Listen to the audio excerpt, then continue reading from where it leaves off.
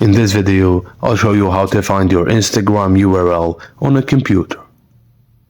Firstly, go to instagram.com and use in a web browser, and click on your profile photo at the top right corner of the screen.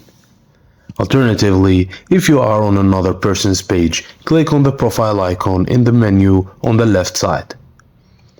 Your Instagram URL will now appear in the browser's search bar. The URL will follow a general format.